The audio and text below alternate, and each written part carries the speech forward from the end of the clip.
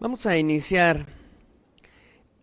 Habíamos estado, hace 8 días, iniciamos un ciclo que titulamos El pecado y sus consecuencias, y es un ciclo de enseñanzas no populares, no es lo que más le gusta a las personas escuchar, pero es muy importante, es necesario. Justificamos que en la Escritura se habla más acerca del pecado que de otras cosas, como el amor, la misericordia, y que es muy importante identificar y tener claro el concepto de pecado. Y iniciamos con una enseñanza que a mí en lo personal me gustaría que usted tuviera una idea. Tal vez no recuerda todos los versículos de hace 8 días, pero una idea era la general o la importante. Era: el pecado es grave en gran manera. Es grave en gran manera. Esa era la idea que dejamos fija. Y dimos muchos puntos por el cual decíamos esa gran verdad. El pecado es grave en gran manera. Muy bien. Y iniciamos una definición muy sencilla acerca del pecado, sin meternos en la palabra griega, hebrea, algo muy sencillo que la Escritura dice. Si ponemos la primera lámina, donde decíamos, ¿qué es el pecado? Y íbamos a contestarlo, ¿no? Pero dijimos también que no son ataduras, decíamos, porque hay gente que dice, es que tengo ataduras, ¿no? De pereza, tengo ataduras de amargura, tengo ataduras del adulterio y así. También decíamos, no son espíritus, el pecado no son espíritus. Y decíamos también que el pecado no es el carácter de la persona. El pecado sí transforma el carácter de uno, lo va cambiando, modificando. Pero en sí, una persona, cuando tú la ves que tiene un cierto carácter, que se molesta, que explota, no es que así haya nacido, es que esa persona decidió pecar contra Dios y contra su prójimo, y le fue dando rienda suelta a ese pecado hasta que ya lo domina esa pasión, y su carácter ya reacciona así, pero inició con una decisión. Muy bien, ahora sí, entonces, ¿qué es el pecado? Y decíamos, el pecado es un acto consciente de la voluntad del ser humano. Es un acto consciente. O sea, lo que le vamos a llamar pecado es algo que tú vas a decidir hacer o no hacer. El pecado entonces es una transgresión a la ley divina, a la ley de Dios. Es desobedecer la ley moral de Dios. Así de sencillo. Pecar contra Dios, contra mi prójimo, es desobedecer la ley de Dios. Y no lo digo yo, lo dice la Escritura. Siguiente.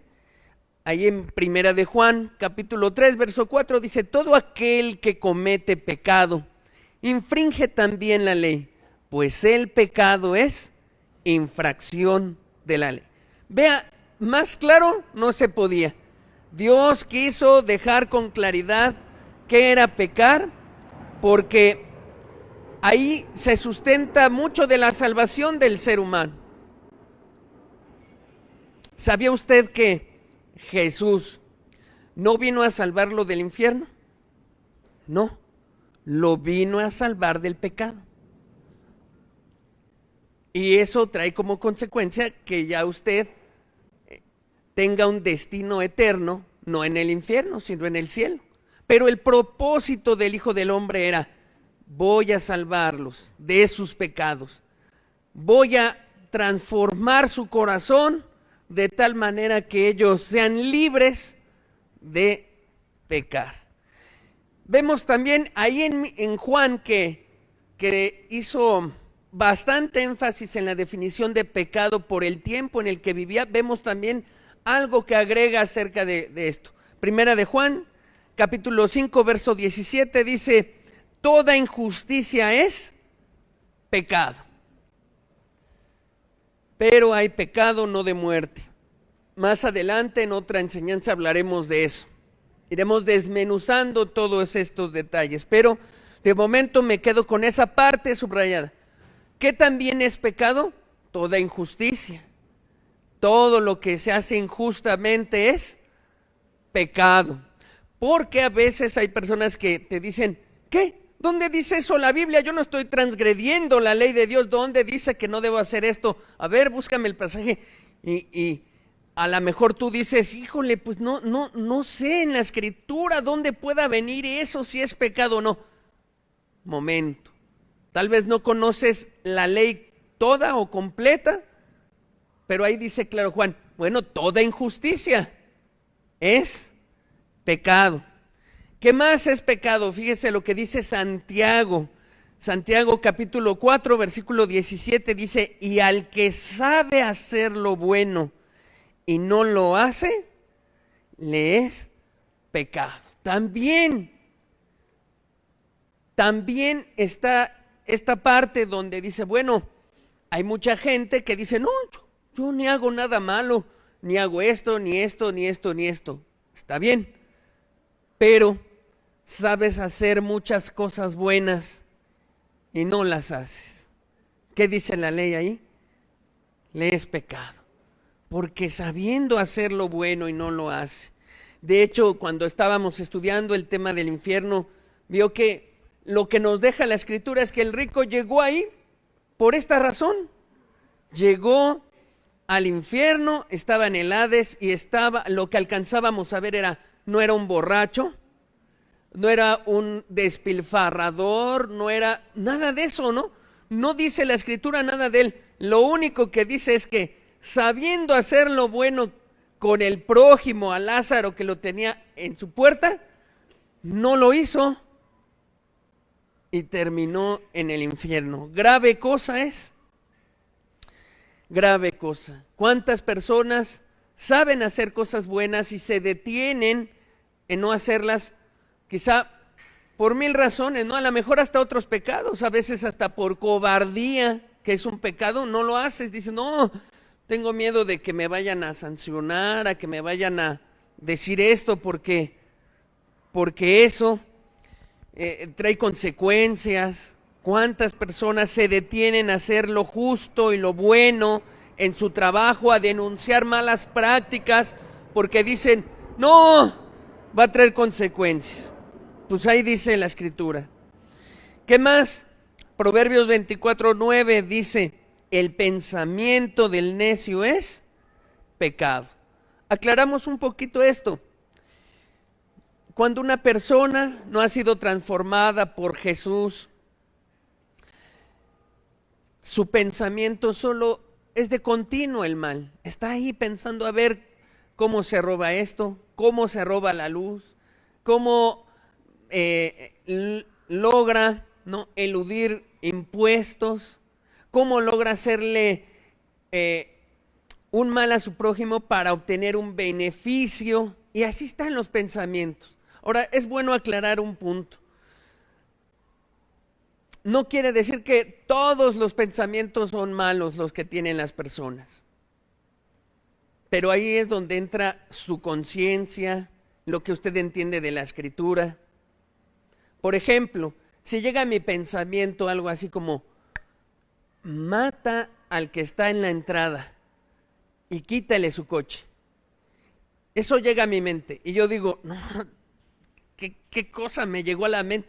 Y me deshago de él. Eso no es pecar. Pero imagínese que llega ese pensamiento y entonces empieza uno, sí, y su coche se ve bien. Es más, a ver, ¿cómo le puedo hacer? Llega a ciertas horas. A ver, voy a tomar nota. Ahí empieza uno a maquinar, a pensar. Eso es pecar. Comentamos esto del pensamiento porque hay mucha gente que aparentemente es buena y que dice, no, si yo le he sido fiel a mi esposa o esposo, hijos, no he hecho nada. No, pero aquí adentro, ¿no? Aquí adentro ha habido adulterios, fornicaciones, hurtos, envidias, y muchas cosas, pero como sabes que puede haber consecuencias, la gente se detiene. Mire, hay muchos ejemplos de esto, pero se me viene a la mente el siguiente. Hace muchos años hubo un apagón muy grande en Nueva York. Bueno, de hecho creo que hasta en México ha pasado eso. Pero hubo un apagón muy grande en Nueva York, en una parte de la ciudad de gente pudiente. Bueno, con el apagón, ¿qué sucedió? La gente liberó lo que realmente había en su pensamiento. Salió a robar, a golpear, a asaltar casas. Personas que no te imaginabas, que decía, pero ¿por qué le está robando si la verdad es que ni tiene necesidad? ¿No? Pues era el momento de hacerse de algo que no tenía. ¿Y quién se iba a dar cuenta en medio de ese apagón? Así pasa mucho en la vida de las personas. Es cuestión de que Dios quite como el barandal o la cerca, o que quite eso que puede traer consecuencias legales. Se quita de tu vida y conoces lo que realmente había en el pensamiento de las personas. Se atreven ahora sí, ¿no? Como cuando dicen en un refrán, pues se va el gato y los ratones hacen fiesta. Dicen, pues es el momento, ya no hay quien me vigile, ya no hay quien me esté observando, voy a hacer lo que quiera. A eso nos referimos con el pensamiento del necio es pecado. Romanos 14:23 dice, pero el que duda sobre lo que come es condenado, porque no lo hace con fe, y todo lo que no proviene de fe es pecado. Híjole, también eso. Todo aquello que no se hace creyendo que está bien, cuando se tienen dudas y dices, híjole, no sé si hacer esto, no sé si hacer aquello, estoy dudoso, ¿estará bien, estará mal? La Escritura con este texto te dice, mejor no lo hagas, mejor no tome la decisión, mejor ora a Dios, busca en su palabra el consejo, la dirección, mejor busca un consejo con hombres sabios, no estudiosos de la Escritura, maduros en la fe, y no tomes una decisión apresurada en la cual tengas duda y digas, bueno, no sé, me están presionando, lo voy a hacer, y lo haces y luego dices, ay, ¿por qué lo hice? ¿Qué dice ahí la Biblia? Te es contado por pecado, porque dudas, porque todo lo que no proviene de fe, de una confianza en Dios y que lo que voy a hacer es bueno, también es pecado. Y ahí se puede uno explorar, pero ¿por qué? ¿Por qué razones? Y uno puede empezar a pensar, pero está escrito ahí. Si no estás seguro de hablar algo o de hacer algo, yo le digo, mejor absténgase, mejor deténgase, mejor ore a Dios, como le decía, busque el consejo en la Escritura, busque hacerlo. No haga algo de lo que no esté seguro, no vaya a pecar contra Dios. ¿Va usted a restituir algo con alguna persona porque dice, es que hice esto mal? Pero tengo dudas y si le digo o no le digo, porque a lo mejor al decir voy a causar un problema en el trabajo, en mi familia. Absténgase, pregunte, ore a Dios, consulte y ya con la Biblia, con la dirección exacta y con la confianza, ya sé qué debo hacer, voy a hacer esto porque ya Dios me dejó con claridad. Y mire, con fe y confianza, pase lo que pase, sabe usted, esa es la voluntad de Dios y la voy a hacer y la voy a asumir. Qué bueno es Dios, ¿no? Pero no haga algo así por presión. Hay dos cosas importantes que debemos entender de esto. Pecamos, de todos estos pasajes podemos decir, pecamos por hacer lo contrario a lo que Dios nos manda, pero también pecamos por no hacer lo que Dios nos pide que hagamos. A veces las personas pecan porque hacen lo contrario. Pero a veces las personas pecan porque Dios les dice, haz esto y no lo hacen. Espera, ten paciencia y no lo hace. Ten calma en esto y no se hace. Edifica tu casa y no se hace. Hay dos cosas importantes. O hacemos lo contrario o no hacemos lo que Dios nos dice. Y siguiente siguiente lámina.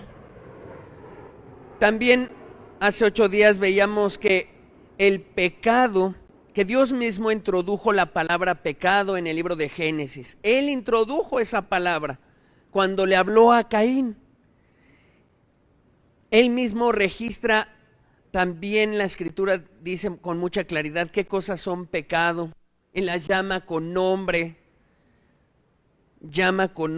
Y dimos hace 8 días una lista en Primera de Corintios. Yo le sugiero que tenga esa lista a la mano, que tenga una lista de todo lo que en la Escritura le llaman pecado. Quizá haya cosas que usted no haya detectado en su vida y que está usted practicando en contra de la voluntad de Dios, o que usted haga, que Dios ordene cosas que usted está haciendo lo contrario. Es bueno tener a la mano las listas que la Biblia dice, no una religión o una denominación, que la Biblia dice que es pecado.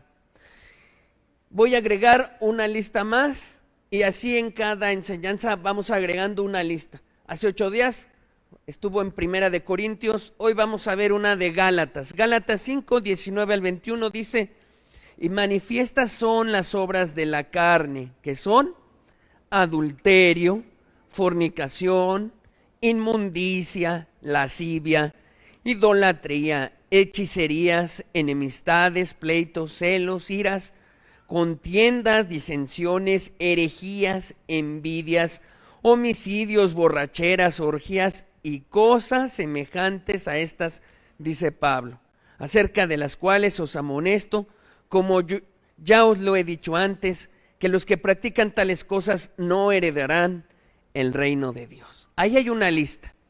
Si usted alguna de esas palabras no identifica y dice, ¿qué será esto? Tengo duda. Vaya al diccionario, consulte, indague, vea todo lo necesario, pregunte.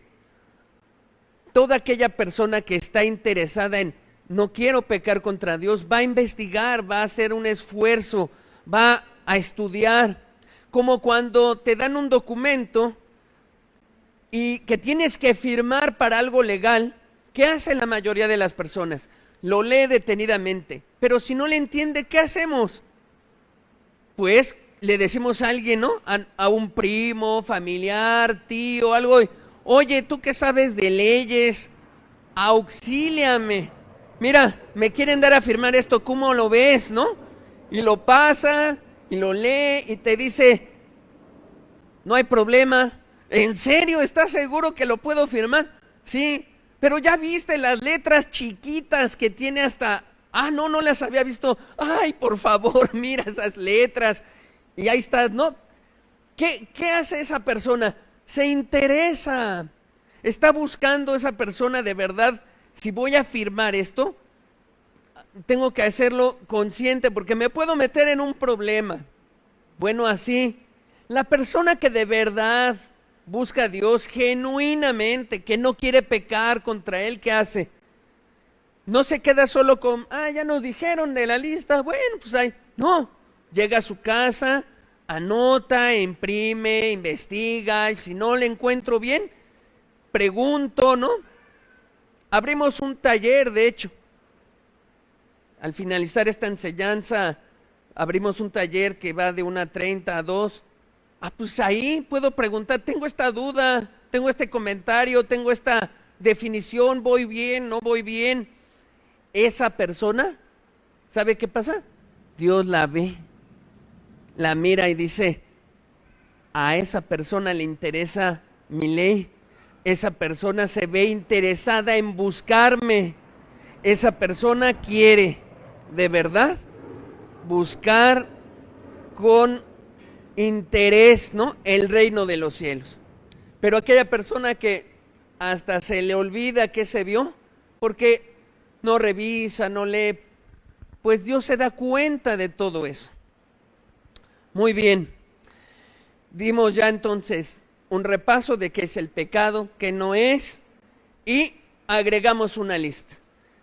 Siguiente, el día de hoy continuamos en este ciclo y vamos a ver el tema de el origen del pecado. Queremos contestar a la pregunta, ¿cuál es el origen del pecado?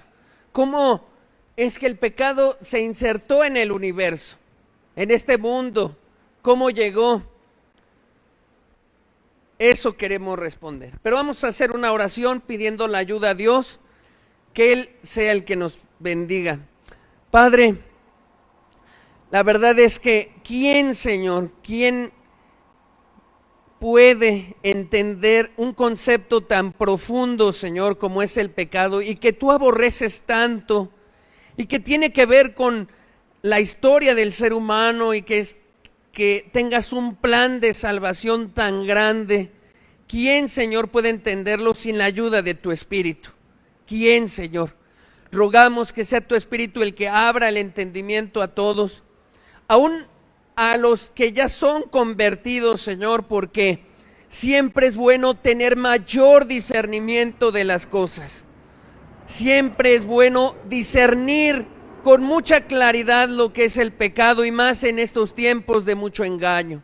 Háblanos a todos en el nombre de tu Hijo Jesús. Amén.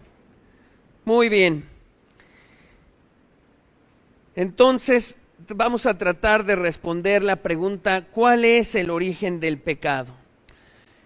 Miren, a través de las definiciones que vimos, de las que mostré de qué es, ¿no?, infringir la ley de Dios, hacer cosas injustas y todo eso, podemos decir que la esencia del pecado es el egoísmo en el ser humano. La esencia del pecado es el egoísmo. Para decirlo de una manera más sencilla, es vivir ensimismado, es vivir para uno mismo. El objetivo principal en la vida de una persona que practica el pecado es buscar su bienestar, es buscar su felicidad, buscar su satisfacción personal por encima de buscar el bienestar, la felicidad y la satisfacción de los demás. Y esto lo logra haciendo uso de objetos y personas de manera incorrecta. A ver, lo digo más sencillo. Una persona que practica el pecado es una persona egoísta, que solo está pensando en su bienestar, en su satisfacción, y no le importa el bienestar del otro, pasa por encima. Por ejemplo, una persona que comete el pecado de adulterio, no le importa lo que sienta el cónyuge, no le importa lo que pase con sus hijos, su familia, no le importa nada de eso. Esa persona, lo único que quiere es su bienestar, su satisfacción, su felicidad, y hasta dice, tengo derecho a ser feliz con esta otra parte. No me importa los demás, no me importan aunque sufran. Ahí están, en muchos casos, familias destruidas donde los hijos lloran, son heridos profundamente, el hogar se destruye. ¿Por qué? Porque a esa persona no le importó todo lo que iba a pasar, dijo, solo me importa mi felicidad. Eso es a lo que llamamos una persona que practica el pecado, es esencialmente un egoísta, solo busca su bienestar. Ahora pensemos en otro pecado, por ejemplo, la amargura, ¿no? Cuando alguien tiene un odio contra una persona, un resentimiento y no quiere perdonar. Ha de decir, no, pues yo no daño a nadie, solo a ese hombre, no lo puedo ver, esa persona no la quiero en mi casa, no la quiero cerquita, tengo un resentimiento. ¿A quién daña? Y por más que le dices, oye, pero eso te hace daño, hasta está comprobado médicamente que va a traer repercusiones a tu salud, a tu cuerpo. No, pero no me importa. No voy a perdonar. Oye, hazlo al menos por tu salud. No, no lo voy a hacer. ¿A quién daña esa persona? Bueno, no se da cuenta que daña a todos sus prójimos, todo el que tiene muy cercano. ¿Alguien ha visto a una persona así, amargada, resentida? Se la vive en griterías, enojos, pleitos, la agarra contra uno, aunque tú no le has hecho nada, pero como trae ese resentimiento tan hondo, en casa ya no la toleran a la persona. No le importa que esté dañando, es más, que la amargura la esté pasando a los de casa. Yo he visto muchos hogares así, conocido personas, bastantes, que han tenido que enfrentar a padres amargados, quizá porque los abuelos los maltrataron, quizá porque el bisabuelo, y hay toda una cadena de cosas, y se van pasando y dañando y lastimando, hiriendo, y luego ya las nuevas generaciones vienen igual. Esa es una persona que practica el pecado y en esencia es egoísta. No se da cuenta de que está usando objetos, personas de manera incorrecta para su bienestar. Y todos los pecados son así. Hasta el que le llamas tú más pequeñito, como la mentira. No, es que es una mentirita. Ay, ¿a quién daña? Eso lo dices para obtener un beneficio. Esa mentira fue con un beneficio. No me importa si mi jefe es dañado. Ay, al fin que tiene mucho dinero, yo con un poquito que le saque, es una florecita de su jardín, dicen algunos. Ah, ¿qué? Le quite una florecita a su jardín, ya tiene mucho. No me importa. Lo que yo quiero es este beneficio para mí. Eso es. Es vivir para satisfacer los deseos de los ojos, es vivir para satisfacer los deseos de la carne, la vanagloria de la vida, sin considerar cuál es la voluntad de Dios y también sin considerar cuáles son las consecuencias espirituales y físicas en la vida de la persona que comete el pecado y en las personas que le rodean. Es algo que vamos a estudiar, pero le digo algo, un pecado que comete trae consecuencias para su alma, su espíritu, trae consecuencias físicas para su cuerpo y para los seres que le rodean. Trae tantas cosas tan graves que vamos a ver, que Dios nos abra el entendimiento y podamos ver, oye, pero ¿por qué hago eso si voy a terminar destruyendo todo y hasta mi ser? Los seres humanos sin Dios y que practican el pecado, mire, son crueles, son crueles. No, voy a hablar de mí. Cuando no conocí a Dios, no, pues si yo no hacía nada malo, iba a la escuela, cumplía con todas las cosas. Somos crueles. Yo era muy cruel. Pareciera que para todas las personas que no nos ven, somos buenos estudiantes, buenas personas, trabajadores, ¿no? Que cumplen. Pero una persona que practica un solo pecado es cruel, daña.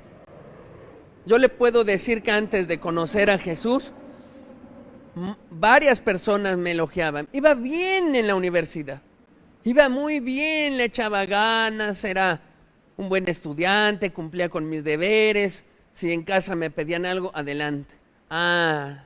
Pero en casa no sabían, lo que ya he dicho en otros momentos, no sabían que yo me robaba el dinero de la bolsita pequeñita de mi mamá, ¿no? Lo robaba, echaba mi bolsa, me iba a la escuela y se lo daba yo a una muchacha para que algún día tuviéramos un lugar.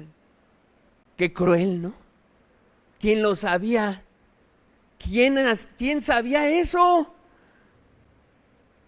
Mi madre no, mi hermana no, mis compañeros de la escuela no, nadie, solo lo sabía Dios y yo.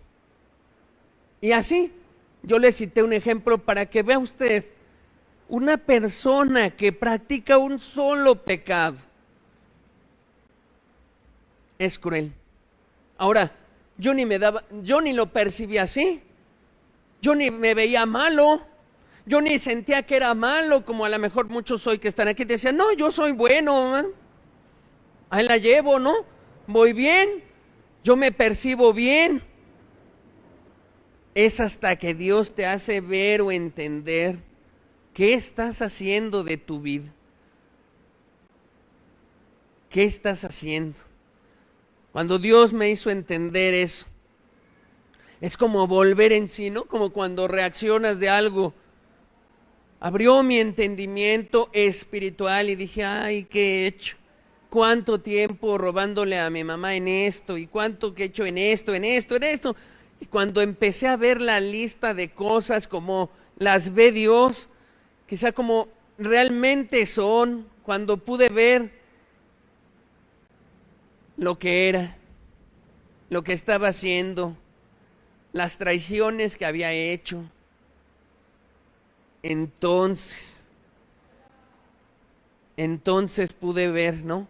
Como ve un Dios un poquito lo que yo estaba haciendo. Y entonces dije, he caído a lo más bajo he caído. Y no hay quien me ayude. Decía yo, la persona a la que más le tengo confianza en este mundo es a mi mamá. ¿Cómo le digo? Si contra ella pequé, ¿a quién le confieso todo esto? Y fue así como empecé a decir, tengo que buscar a Dios, porque he caído tan bajo y nadie me puede ayudar. Así pasa en esta vida. Dios es el único que puede liberarnos del pecado, pero tengo que decirle algo. Sin Dios, los seres humanos son crueles. Se rebelan contra Dios y su ley. La ley de Dios solo está para nuestro bien y el de nuestro prójimo. No quiere quitarnos una libertad. Quiere prevenir que lastimemos a otros y nos lastimemos a nosotros mismos. Muy bien. Siguiente. Entonces, ¿cómo se introdujo el pecado en el universo? Ojo, en un universo que fue creado por Dios sin pecado. Dios hizo esto sin nada, sin ninguna manchita. Mire, Génesis 1:31 dice, y vio Dios todo lo que había hecho, todo es todo, sol, astros, estrellas, universo, tierra, mundo, animales, todo, dice ahí la escritura. Vio Dios todo lo que había hecho y aquí que era bueno, ¿cómo? En gran manera. Cuando Dios hizo todo este universo en el que usted y yo estamos, Dios lo hizo bueno, sin pecado, sin egoísmo, sin nada, sin mancha. Dios hizo bueno así. Dios lo hizo bueno. Ahora, para entonces ver cómo se introdujo el pecado en este universo, yo quiero decirle dos verdades importantes. Uno, Dios no es el autor del pecado. Dios no es el que dijo, bueno, ya hice este universo puro, sin mancha, bueno, voy a permitir que algo más. No es el autor para nada del pecado. Y tampoco lo siguiente, Dios no tienta a nadie. Porque hay mucha gente que dice, no, es que Dios puso tantas tentaciones en el jardín y que, no, pues Él es el autor del pecado. Yo escuché a mucha gente decirme eso. De hecho, cuando me convertí y traté de predicarle a mis compañeros en la universidad, lo primero que me dijeron fue esa situación. ¿De qué hablas? Si Dios ahí en el jardín puso la tentación, si de veras fuera un Dios que ama, ¿para qué puso todo eso? Y de veras no sabía qué contestarles. Pero no minaron mi fe, porque yo había sido transformado de un hombre pecador y que traicionaba y hacía tantas cosas en una persona nueva. Y solo lo había hecho Jesús. Pero sí, me faltaban algunas verdades, entenderlas y principios.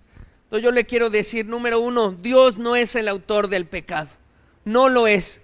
Nunca pensó que este universo, este mundo, esta tierra hubiera una sola mancha de pecado. No lo diseñó así. Y dos, Él no tienta a nadie para que caiga o peque. Santiago 1:13 dice, cuando alguno es tentado, no diga que es tentado de parte de Dios, porque Dios no puede ser tentado por el mal, ni Él tienta a nadie, dice Santiago, ni Él tienta a nadie. Dios no tienta a nadie, ni es su interés de que a usted le ponga tentaciones para que caiga y que diga, caíste, qué bueno. No, Dios no es así. Dios no es el autor de esas tentaciones para nada. No tienta, ahí lo dice muy claro la Escritura. Hasta me faltó subrayarlo, ¿no? Ni Él tienta a nadie. Así que, si a usted le dicen esa mentira de que no, es que Dios puso ha puesto tantas tentaciones en mi vida, es mentira. Dios quiere su bien. En lugar de ponerle tentaciones, más bien lo quiere rescatar, sacar de ese hoyo tan grande. La palabra tentación, nada más por decir algo, es la palabra griega peirazo. Y es importante decir esto y tener ese versículo, porque si Dios no tienta a nadie, entonces ninguna persona que peca puede eludir su culpa, culpando o acusando a Dios. Dios no puede una persona culpar a Dios y decir, no es mi culpa. Bueno, a lo mejor yo tengo un 20% de culpa y otro 80% la tiene Dios porque Él puso las tentaciones. No, es 100% culpable cada persona. No, es que Dios me puso en una familia tan mal y no sabe en dónde crecí, con qué padres crecí, en qué circunstancias crecí. Usted no sabe, Dios puso todo eso, Él es el culpable, yo no soy. No, no es así. Cada uno de nosotros tiene la decisión de, a pesar de que haya cosas injustas en nuestra vida, decida hacer el mal o hacer el bien. Si a mí, en mi trabajo, me castigan injustamente por algo, en mi trabajo me gritan, en mi trabajo me humillan, yo decido llegar a mi casa y saber si me desquito con mis hijos y mi esposa, o decido, ellos no tienen que pagar esto. No lo tienen. ¿Sí se da cuenta? Las cosas que pasan en nuestra vida, que no las causó Dios, sino el ser humano y el pecado una vez que entró al mundo, no las planeó Dios así, pero tenemos nosotros la decisión de decir, pues yo no voy a ser como ellos. Si vengo del trabajo, de un día malo, terrible, me humillaron, hicieron conmigo de todo, yo decido, ¿no? Y si es necesario me detengo afuera de mi casa, respiro profundo, oro a Dios, le pido ayúdame, o leo un pasaje de la Escritura, o hablo con alguien, pero yo decido llegar a mi casa y no llegar a maltratar a mi esposa y mis hijos por lo que me hicieron. Yo lo decido. ¿Ve? Cada persona que peca es 100% responsable. No, Dios no es culpable de nada. No puedes acusarlo. No puedes acusar a Dios de que por estas circunstancias, porque me tocó este país de México, si me hubiera tocado Estados Unidos, no hubiera yo robado, me hubiera ido bien. No, no, no. Cada uno decide en este mundo lo que debe de hacer, bien o mal. Génesis 3, versículo 11 y 13 dice: y Dios le dijo, ¿quién te enseñó? Le está hablando a Adán. ¿Quién te enseñó que estabas desnudo? ¿Has comido del árbol de que yo te mandé no comieses? Fíjese, Dios le está preguntando, ¿has pecado, Adán? Yo te mandé una ley, no comer de este árbol. ¿Lo has hecho, Adán? ¿Y qué le contesta? Verso 12. Y el hombre respondió, la mujer que me diste por compañera me dio del árbol y yo comí. Verso 13. Entonces Jehová Dios dijo a la mujer, ¿qué es lo que has hecho? Y dijo la mujer, la serpiente me engañó y comí. ¿Qué le estaba diciendo Adán a Dios cuando le pregunta, oye, ¿qué razón das de este pecado que hiciste, que acabas de hacer? ¿Qué razón das? ¿Y qué le dice? Señor, yo estaba muy bien solo, pero a ti, Dios, se te ocurrió la brillante idea de darme a esa mujer. Y esa mujer que tú, Dios, me diste, fue la culpable de que yo hubiera pecado. Ahí puede ver a Adán haciendo eso, culpando a Dios. Ay, ¿en qué momento se te ocurrió, Dios, darme a esa mujer? Mira,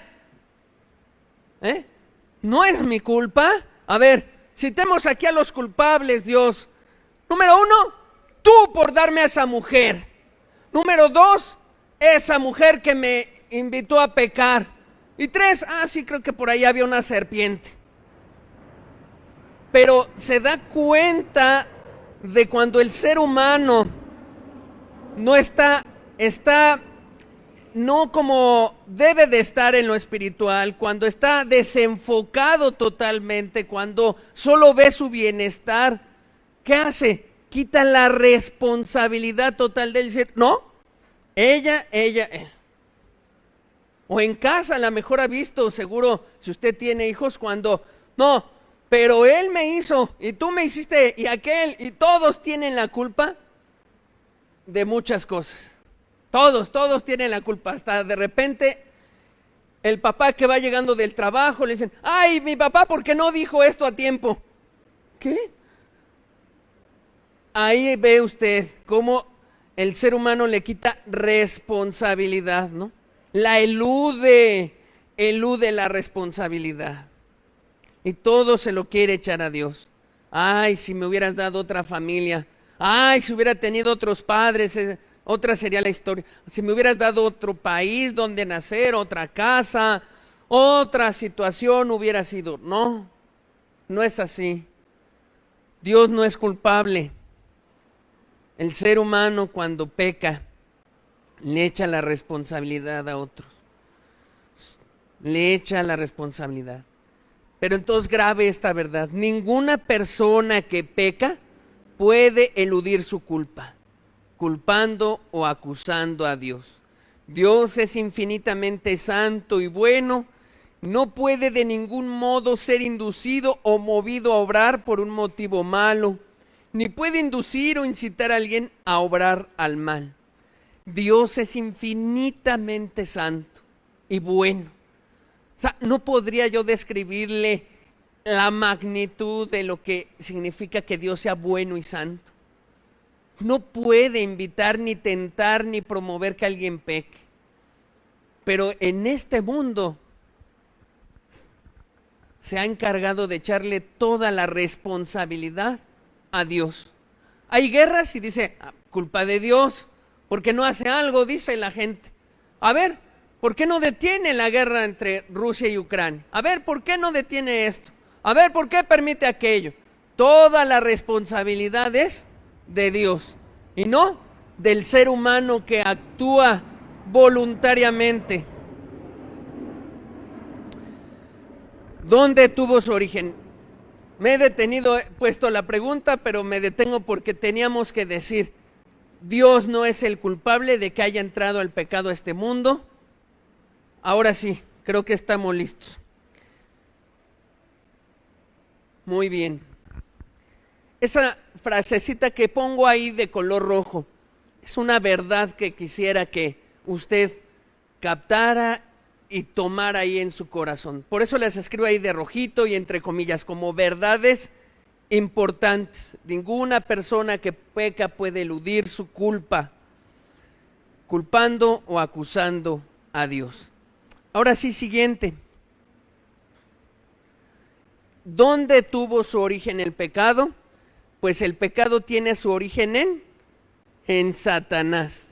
Satanás introdujo el pecado en el universo mucho antes que Adán y Eva pecaran. Mucho antes. Vamos a ver. Ezequiel 28, versículo 12 al 15. Hijo de hombre, levanta endecha sobre el rey de Tiro y dile, así ha dicho Jehová el Señor. Tú eras el sello de la perfección, lleno de sabiduría y acabado de hermosura.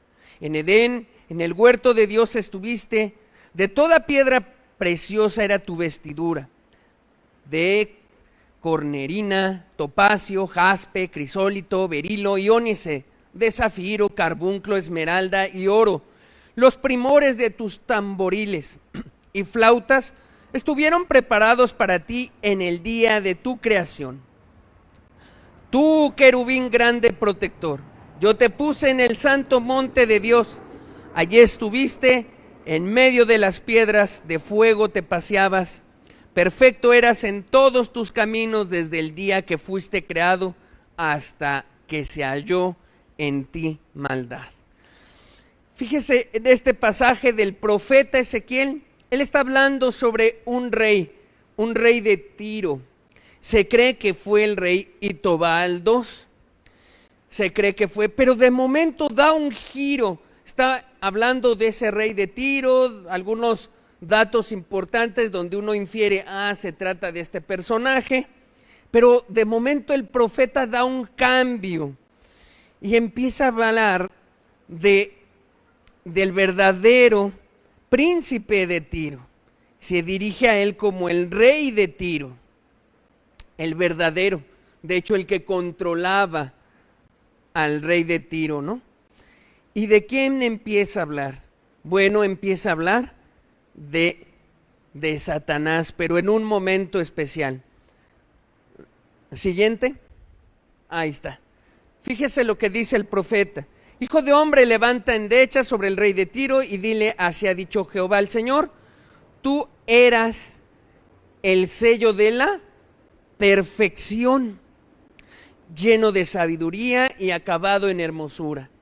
Yo he leído varias veces este pasaje, pero algo que me asombró ahora era, vean lo que dice al principio, ¿cómo era Satanás? Era el sello de la perfección. El sello de la perfección, ¿qué significa? Significa que era perfecto en todos sus caminos. No había como él, en perfección, en santidad. Era un querubín que Dios lo ponía como algo demasiado especial, el sello de la perfección. Y además dice ahí que estaba lleno de sabiduría y hermosura. Este querubín que va a ser Satanás, Lucifer, era el más sabio de todos los seres creados, de todos los seres que había creado Dios. De hecho, tal vez a usted le pasó que le decían que Satanás era, o se enseñaba, ¿no?, que Satanás era un hombre o un personaje de color rojo, ¿no?, con una pata de chivo y algo así, con cuernos. Pero la verdad es que eso está muy lejos de la realidad, de lo que dice la Biblia. Satanás no es así, no es como lo han dibujado y pintado. Dice Meyer Perlman, Siguiente, ese hombre que escribió una teología sistemática dice: la idea de un diablo de horrible apariencia, con cuernos y pezuña, se deriva de la mitología pagana y no de la Biblia. De ahí se deriva, no de lo que la Biblia enseña. Satanás no es así. Al contrario, era un querubín lleno de hermosura, lleno de sabiduría, perfecto en sus caminos, perfecto, con un sello especial de parte de Dios de perfección. Qué tremendo, ¿no? El mundo tiene una distorsión tremenda de todo esto. Dice el doctor J. Dwight Pentecost, dice lo siguiente, dice: si lleváramos cualquier piedra preciosa a una pieza oscura, no brillaría, no luciría. Su belleza no es propia. Su belleza estriba en su capacidad de reflejar la luz exterior.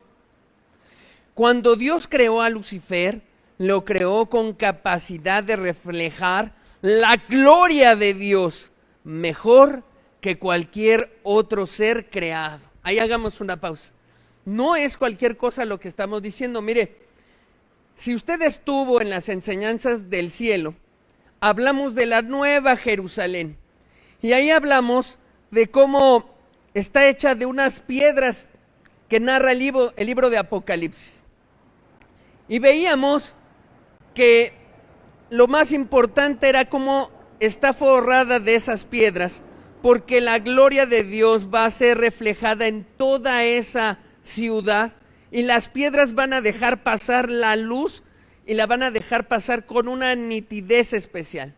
Pusimos hasta un video de joyería donde ponemos un diamante y cómo deja pasar bien la luz y la línea se ve bien contra pues una baratija, ¿no? Que no dejaba pasar bien la luz, y decíamos, bueno, para que vea, en ese tiempo la Nueva Jerusalén va a resplandecer de una manera especial porque va a reflejar en cada piedrita la gloria de Dios.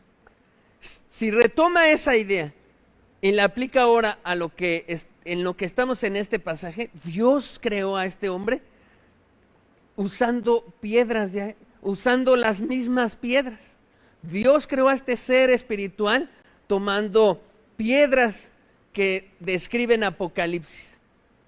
Lo creó, como dice el doctor, ¿para qué? ¿Para que reflejara la gloria a Lucifer que tenía? No, lo hizo para que reflejara él la gloria de Dios, como un espejo. Dios no creó, lo que quiero transmitirles, Dios no hizo un ser cualquiera, hizo algo especial, alguien que reflejara toda la gloria de Dios en él. Y había sido forrado desde su nacimiento con esas piedras, y había sido lleno de sabiduría y con un sello de perfección impresionante. Ese es Lucifer. ¿Qué más dice el doctor? Podría decirse que Lucifer era perfecto en hermosura. Dice, porque ninguna criatura reflejó tan plenamente la gloria de Dios. Ningún ser creado por Dios reflejó tan plenamente la gloria de Dios. Ninguno. Qué tremendo, ¿no? Qué tremendo. Ahora, ¿por qué cayó, no? ¿Por qué un ser que reflejaba de esa manera la gloria de Dios, que había sido lleno en sabiduría, que tenía el sello de perfección, cayó? Cuando yo leía estos pasajes y entendía, decía, Dios, ayúdame. Si yo,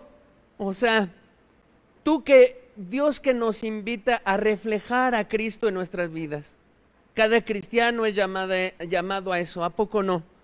Es llamado a reflejar a Cristo, a que a través de nuestras acciones, amor, servicio, reflejemos a Cristo. Todo cristiano es llamado a eso. Nosotros que por la gracia de Dios caminamos en santidad cada día, que con esfuerzo, yo decía, imagino, ese ser se vino abajo, se vino abajo. Si yo no me agarro de Dios, ¿qué me espera a mí? Descuida, cristiano, descuida tu comunión con Dios, descuida tu fuente de gracia, de poder, de ayuda, de lo único que uno depende para mantenerse, y ese día pecas contra Dios y te vas abajo. Descuida eso, porque mira, si este ser, ¿no?, que tenía más que nosotros aquí en la tierra, más, llamado a ser así como el reflejo, ¿no?, de toda la gloria de Dios, cayó. Ezequiel 28:13 dice, en Edén, en el huerto de Dios estuviste. Fíjese que para la mayoría de los eruditos bíblicos, ese Edén, el huerto de Dios, es muy diferente al Edén en el que estaba Adán y Eva. No se refiere al mismo. Se refiere, o dicen los eruditos bíblicos, dicen que podría ser el lugar donde está el trono de Dios, es decir, el cielo. Es lo que dicen de ese pasaje. Estamos hablando entonces de un hombre que se paseaba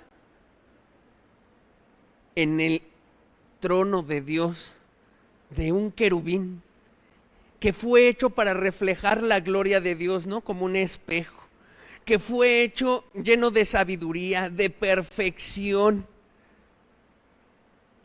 y se paseaba ahí. Qué tremendo, ¿no? Y en ese mismo pasaje usted puede leerlo de toda piedra preciosa era tu vestidura y todas las piedras con las que fue él adornado. Isaías 14:12 dice esto de que le trato de decir, que ese Edén no era el huerto del Edén de Adán y Eva. Miren lo que dice: ¿cómo caíste del cielo, oh lucero, hijo de la mañana? Cortado fuiste por tierra, tú que debilitabas a las naciones. Pero en énfasis, ¿cómo caíste del cielo? De ahí lo echó Dios, de ese Edén celestial lo tuvo que sacar. Ahora, cuando yo estaba haciendo este estudio, también comparaba muchas cosas y decía, mire la similitud, ¿no?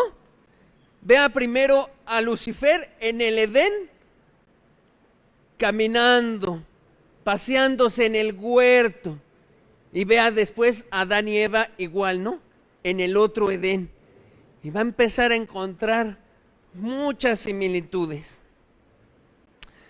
En una versión, de hecho, que no puse aquí, en otra versión que no es la Reina Valera 60, esta parte final dice así, en Ezequiel 28:13, todas talladas especialmente para ti, hablando de esas piedritas, e incrustadas en el oro más puro, te las dieron el día en que fuiste creado.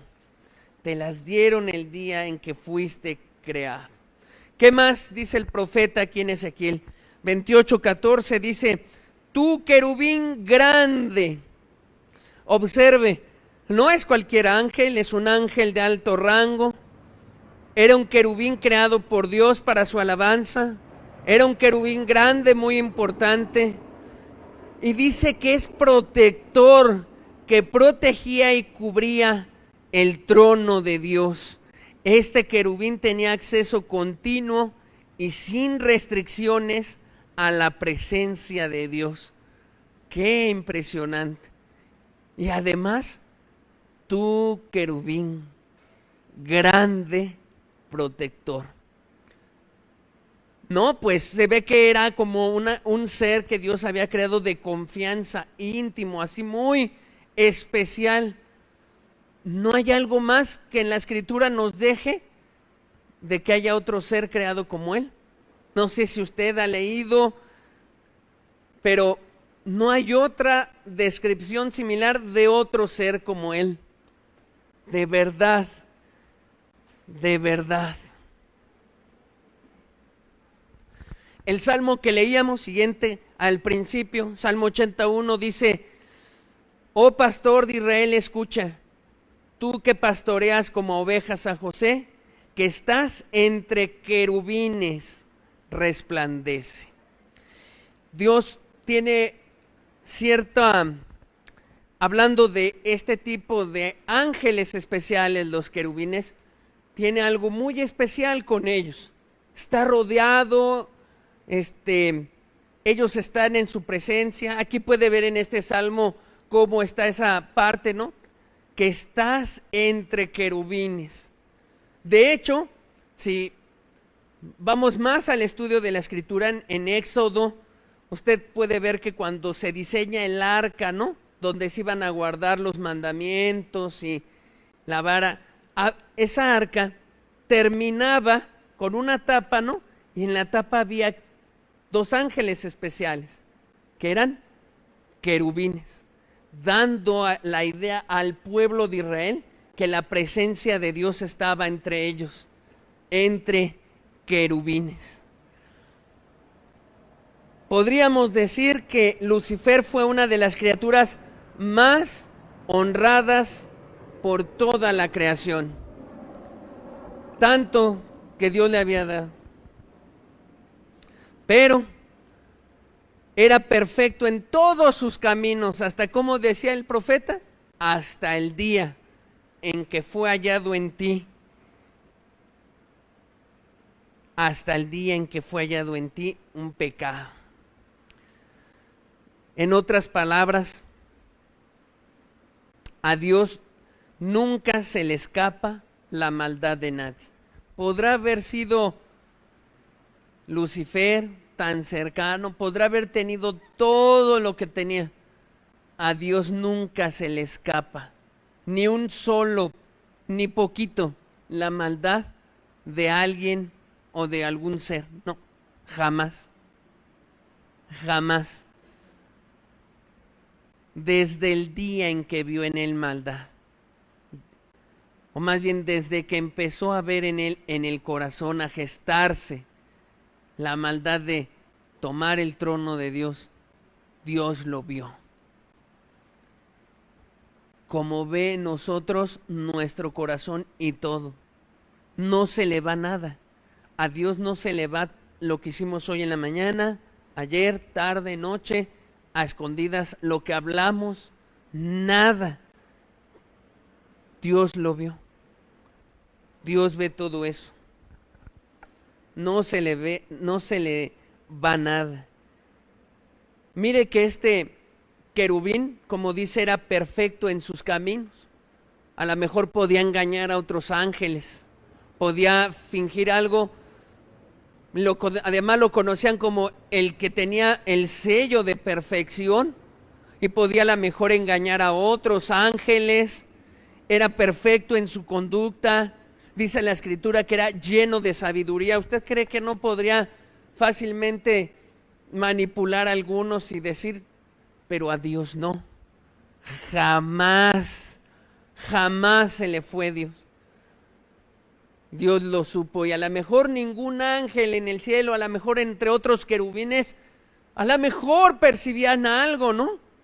Pero no podían entender qué estaba pasando con alguien que era más sabio que ellos, que tenía perfección. Pero insisto, a Dios no se le escapó la maldad. Cuando este ser perfecto anidó maldad en su corazón, Dios lo vio. Y lo digo esto también porque, mire, hoy en este mundo en el que vivimos, hay personas que viven en pecado, que viven en una práctica de pecado y que creen que Dios no los ve. Creen que Dios no ve el pecado y la maldad que hay en sus corazones. Dicen, no se dio cuenta, nadie me vio.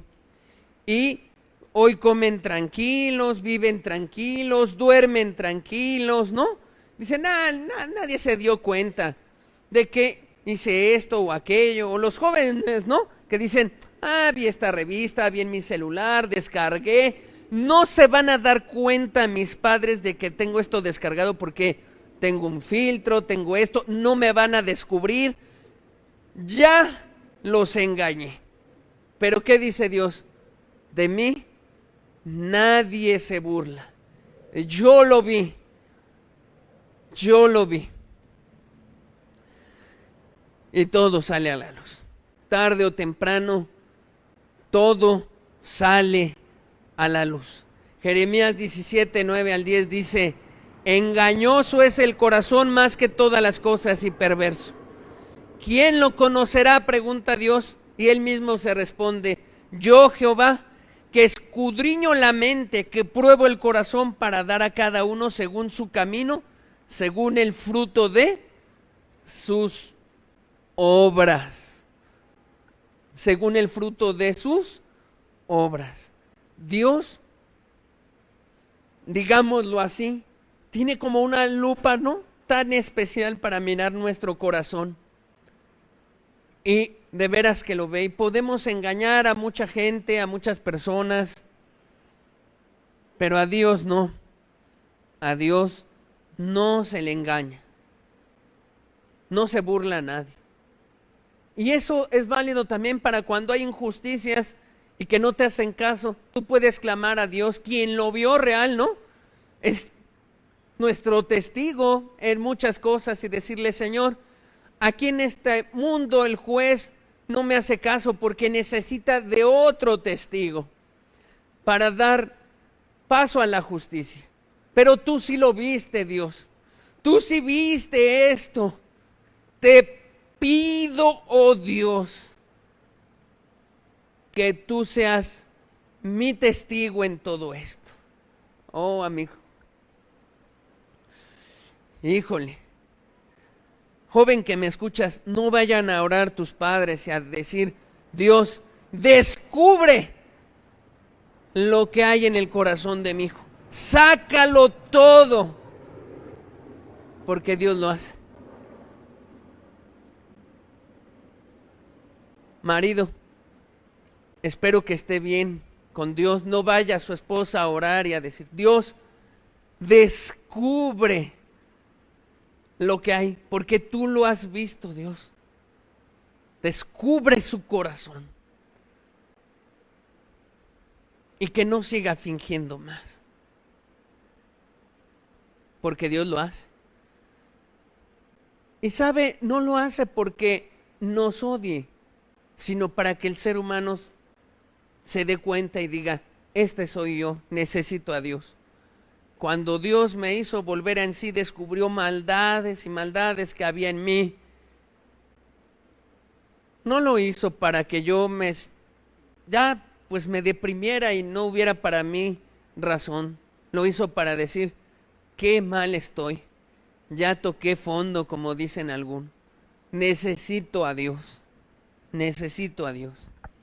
¿Cuál fue el pecado de Satanás? ¿Cuál fue?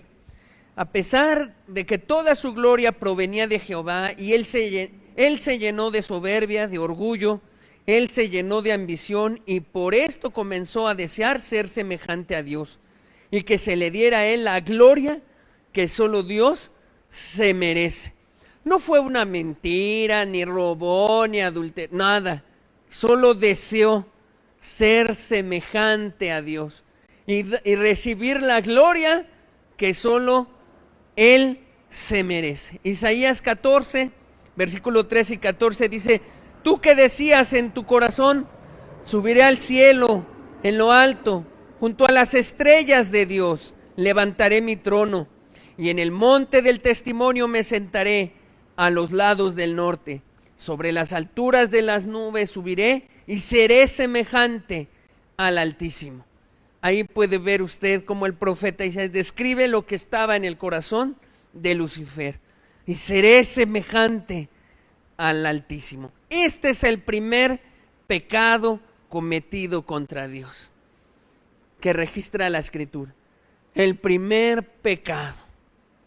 Antes de que Adán y Eva pecaran, Y sabe, todavía antes de que Adán y Eva pecaran, hubo también un grupo de ángeles que pecaron contra Dios, después de que Satanás pecó. Apocalipsis 12:9 dice: y fue lanzado fuera el gran dragón, la serpiente antigua, que se llama Diablo y Satanás, el cual engaña al mundo entero. Fue arrojado a la tierra, y sus ángeles fueron arrojados con él. Con él. ¿Cuántos ángeles fueron arrojados del cielo? Apocalipsis 12, versículo 3 al 4 dice: también apareció otra señal en el cielo. He aquí un gran dragón escarlata que tenía 7 cabezas y 10 cuernos, y en sus cabezas 7 diademas, y su cola arrastraba la tercera parte de las estrellas del cielo. Cuando habla ahí de estrellas se refiere a esos ángeles. Y las arrojó sobre la tierra, y el dragón se paró frente a la mujer que estaba para dar a luz, a fin de devorar a su hijo tan pronto como naciese. Pero me quedo con esa parte: arrastró a la tercera parte de las estrellas del cielo, refiriéndose ahí a ángeles. Y mire, así es el pecado. Una de las consecuencias que vamos a estudiar es que tu pecado que cometes arrastras a otros. Arrastras a otros. Tú puedes ver aquí cómo Satanás se arrastró, no pocos. ¿Cuántos ángeles habrá en total en el cielo?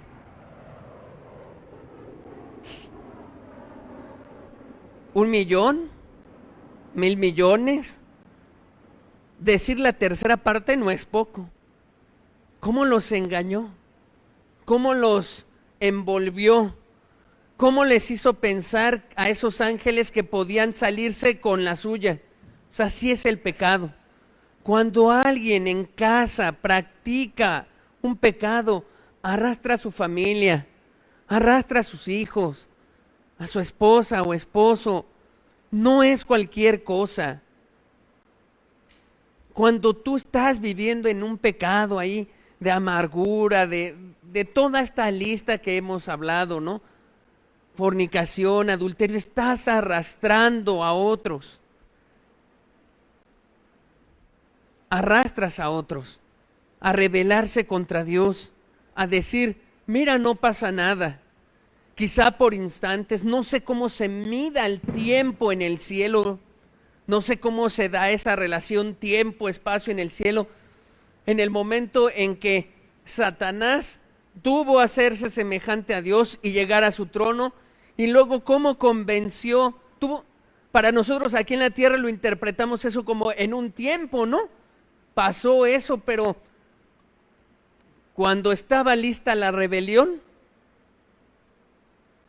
Dios ya lo sabía. Él ya había visto el pecado, ya estaba el juicio decretado.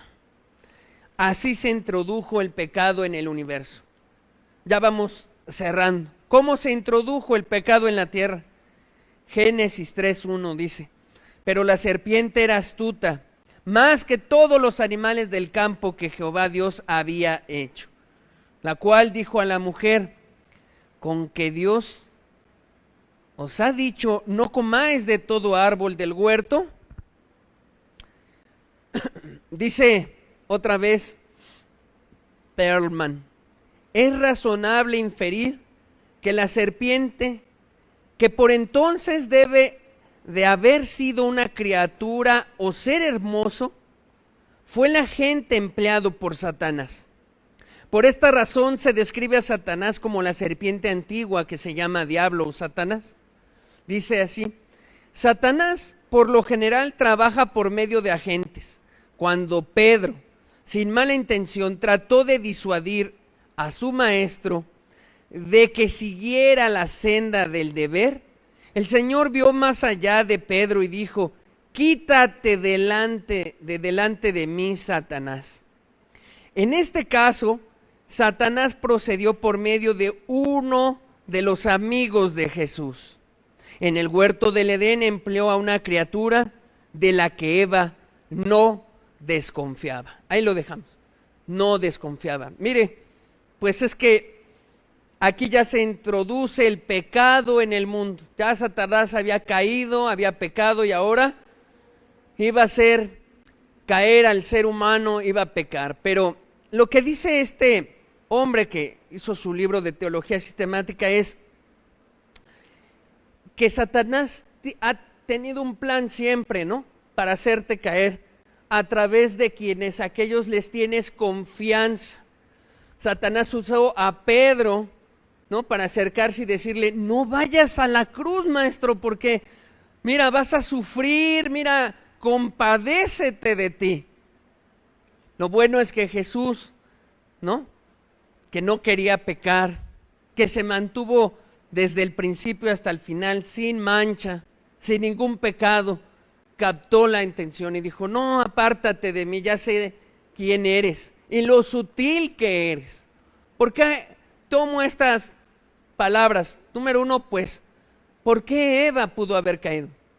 Porque ese animal como era, porque no era una serpiente como hoy las ves, ¿no? Hoy yo he visto que la mayoría de las mujeres ven una serpiente y causan repulsión, asco, se estremecen, no quieren tocarlas, no tienen una piel que causa eso. Y tú puedes leer en Génesis cómo Dios la transformó, le quitó, ¿no?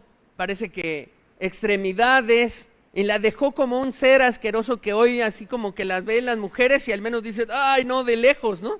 Al menos la mayoría. Pero seguramente antes de que Dios transformara ese animal, como todos los que Dios había creado, eran hermosos, no eran así repugnantes.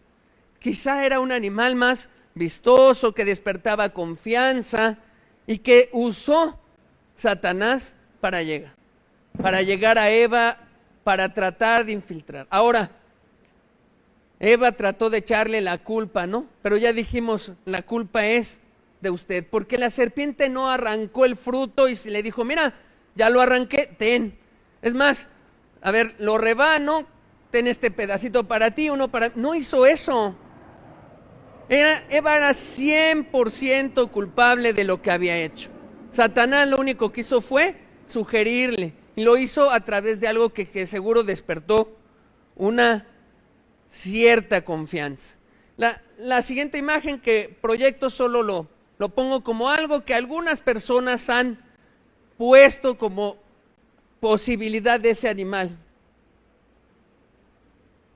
Bueno, Génesis capítulo 3, versículo 2 dice, y la mujer respondió a la serpiente, del fruto de los árboles del huerto podemos comer, pero del fruto del árbol que está en medio del huerto, dijo Dios, no comeréis de él, ni le tocaréis para que no muráis. Entonces la serpiente dijo a la mujer, no moriréis, Dios es mentiroso, no va a pasar eso, Eva, sino que sabe Dios que el día que comáis de él serán abiertos vuestros ojos y seréis como Dios sabiendo el bien y el mal.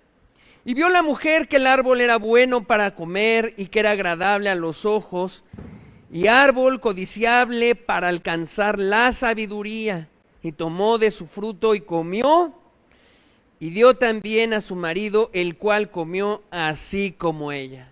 Y se introdujo el pecado. Fíjese bien, antes de que Adán y Eva tomaran ese fruto, habían sido creados perfectos, libres de toda contaminación, así como Satanás. ¿Qué pasa también? Observamos que ellos también vivían en el huerto del Edén, bueno, en un huerto de Edén, en un estado de pureza, en un ambiente totalmente bueno, donde ellos disfrutaban de una estrecha comunión con Dios.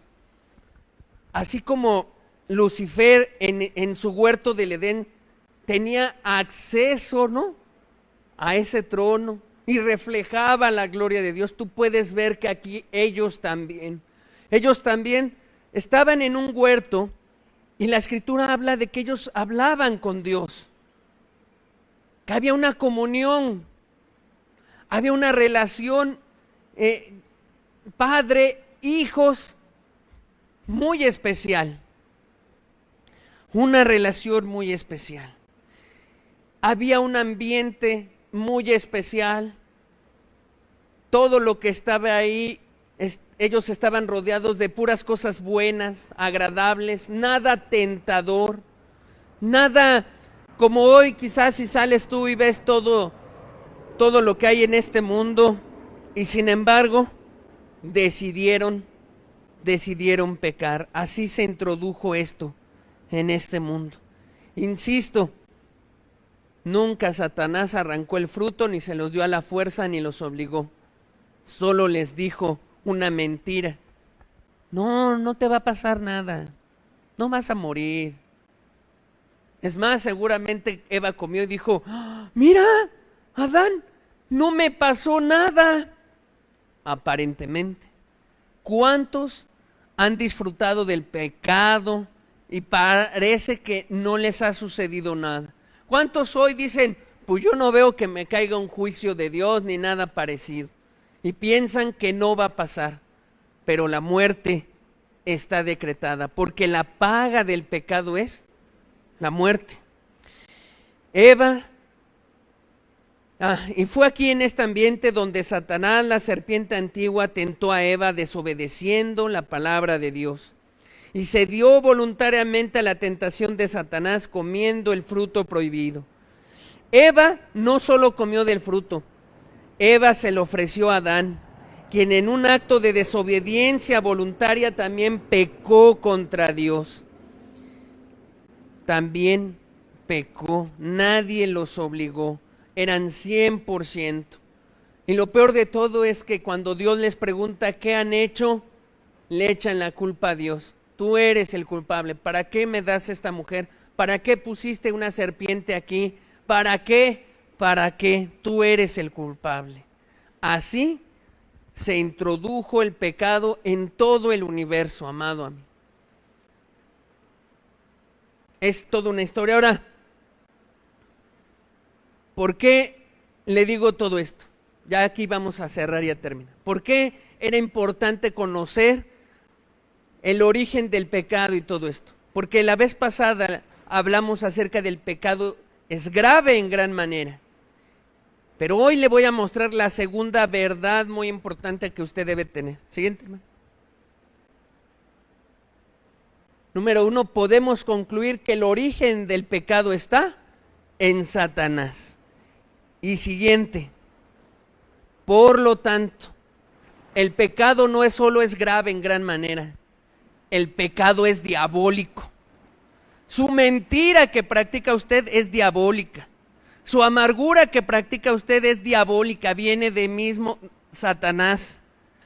Eso que usted no ha querido dejar, eso que todavía usted hace a escondidas, creyendo que no lo ve, se lo voy a decir con todas las letras, aunque suene fuerte, es diabólico, satánico. Eso que usted hace, aunque no se sienta malo, si es algo que va contra Dios, es diabólico. Su origen, ¿en dónde está? En Satanás. Así de grave es el pecado, le decía yo. Es grave porque pecamos contra un Dios infinitamente santo, es grave porque es contra el Rey del Universo, es grave porque vamos contra nuestro prójimo, es grave por todas las razones que hemos visto, pero es también grave, muy grave, porque nace, su origen está en Satanás. Su origen está en Satanás. Es diabólico lo que usted hace. Aunque diga usted, no, pero es que nada más hice esto poquito, pues será poquito. ¿Qué hizo Eva? Solo le dio una mordidita pequeñita a ese fruto. O a lo mejor se lo terminó. Y ya. Diabólico fue. Diabólico fue. Ojalá usted ahora, cuando vaya o se dirija a algún lado y esté en su mente la idea de que voy a pecar contra Dios y lo vaya a hacer, piense antes, lo que voy a hacer es diabólico. Y termino con este versículo que viene, para que no diga, lo dijo solo el pastor, lo dice la Escritura, dice, El que practica el pecado, ¿qué? Es del diablo. Así lo dice. No lo inventé yo. Y detrás de ese versículo es todo lo que hoy hablamos. ¿Por qué la Escritura? ¿Por qué Juan quiso dejar este versículo por toda la historia y el origen del que estamos hablando? El que practica el pecado es del diablo. Está haciendo cosas diabólicas. Siga a Satanás. Satanás es su padre, dice, porque el diablo peca desde el principio. Él metió el pecado a este universo. Él metió. ¿Es una desobediencia? Así empezó. Así empezó el pecado en este universo.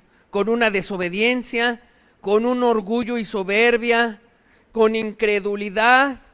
Porque persona que peca es una persona que no le cree a Dios. La persona que miente es una persona que no le está creyendo a Dios de que hay algo bueno en decir la verdad. La persona que se amarga no le cree a Dios. Tú ves un amargado o amargada, esa persona no le cree a Dios. Aunque te llore, aunque te diga, es que yo sufrí mucho, usted no sabe, discúlpeme, usted hizo algo, está haciendo algo diabólico al no perdonar, porque Dios manda perdonar y eso es lo bueno y lo sano para mi vida. Si usted no quiere perdonar, si sigue así, usted está haciendo algo del diablo, diabólico. Toda persona que peca no le cree a Dios, no le quiere creer en que Él es bueno y que viene a hacer y que viene a destruir las obras de Satanás. Esas personas que no se deciden, que les cuesta trabajo, que dicen, es que ahora sí voy a dejar, en esta semana ahora sí dejo mi pecado. Y no lo hace, no le cree a Dios. Los malos deseos, el esfuerzo por descarriar a otros. Todo eso hubo en Satanás: desobediencia, orgullo y soberbia, incredulidad, malos deseos porque deseó ser igual a Dios, esfuerzo por descarriar a otros. Otro pecado que se introdujo inmediatamente al universo fue el pecado de una sumisión voluntaria al diablo. Los ángeles decidieron sujetarse voluntariamente al diablo, al menos la tercera parte. Adán y Eva decidieron sujetarse voluntariamente al diablo. Tú, cuando pecas, te sujetas al diablo voluntariamente, porque el pecado es una decisión. Cuando tú vas a pecar o practicas algo, tú le estás diciendo a Satanás, me sujeto a ti y no a Dios. ¿Ha oído hablar de las sectas? ¿Ha oído hablar de las sectas? Yo he oído hablar mucho y de cómo tienen un líder que controla. Bueno, en este mundo hay una secta inmensa dirigida por el líder que se llama Satanás, donde te le sujetas voluntariamente y lo que él te dice que hagas, lo haces. Y si te dice él, ve y peca y haz lo siguiente, ahí vas y lo haces. Mira, qué hermosa mujer, y ahí vas porque te sujetas a ese líder sectario. ¿Y qué es lo característico de un líder sectario? Que un día te va a destruir.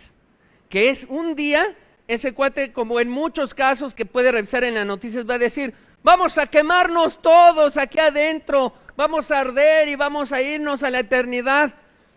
Y te va a llevar a hacer cosas que no te imaginas ese líder sectario. Bueno, lo mismo aquí está ocurriendo.